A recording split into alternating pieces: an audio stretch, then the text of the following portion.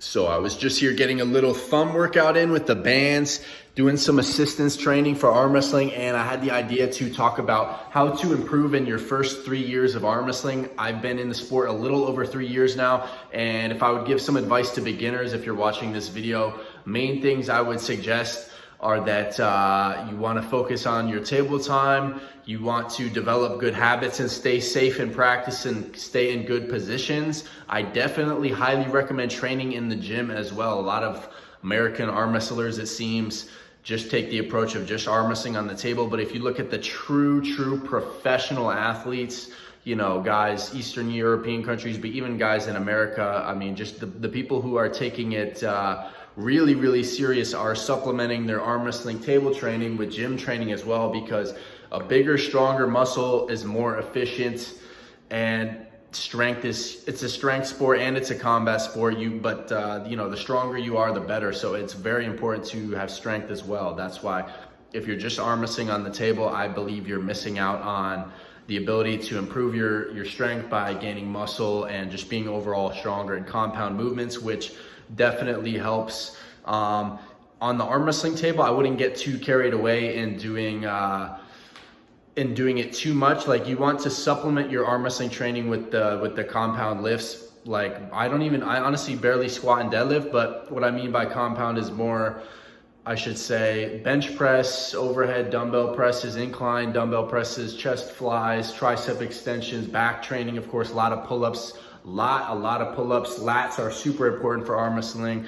So pull-ups, seated rows, some type of heavy rows. If you think about it, arm wrestling, the lat is so important because if you can bring someone in close, then they're in a disadvantageous position if they're stretched out. You want everything in tight. So that's another thing I would recommend when you're on the table. Like I said before, develop good habits, meaning stay tight, try and use as many muscles as possible. If you think about it, you want to use your lat, you want to use your shoulder, you want to use your bicep, you can use your tricep in certain positions. You're using your forearms, your wrist flexors.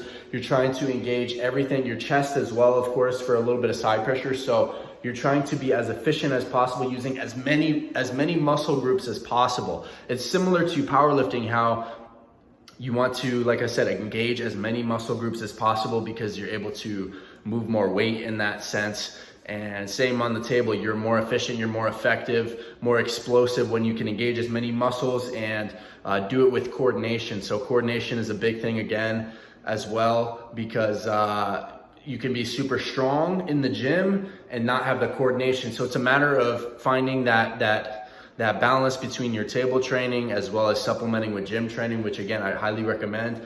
And really the main thing is getting around arm wrestlers who are gonna help you improve, which is a good team that supports you, and you guys are pushing each other to be stronger, and you are working on different techniques. Of course, you want to win in tournaments and in super matches, but in practice, you want to give your best effort. But if you're getting in ugly positions, let go. Like, if you're getting in disgusting positions and you know in your mind the other person is stronger, don't try and fight through it by getting bad habits and getting in ugly positions, is what I would recommend.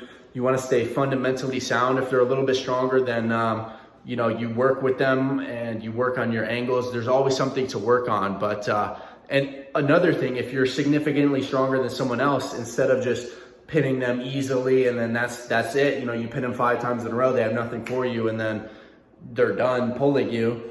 Instead of doing that, try just holding them and then giving some rope up, meaning giving some wrist, giving some side pressure, putting it closer, and then trying to take it back, whether that be by top roll or in a hook. Try and go in a defensive position and see if, let them apply pressure and then go slowly, instead of just, when you're stronger than someone in training. So why just, bully the training when you can get more out of it and give more out of it to your training partner as well. So those are some basic thoughts as far as philosophies that I believe will help you. If you're a beginner, even intermediate, advanced, you let me know if you're applying some of these philosophies or if there's anything you would add to this. But I figured this video would be helpful because I know there's a lot of new people coming to the sport of arm wrestling, so hopefully that can help out. Let me know if you have any questions in the comment section, and I'll be back with more arm wrestling videos pretty much every day. So thanks for watching.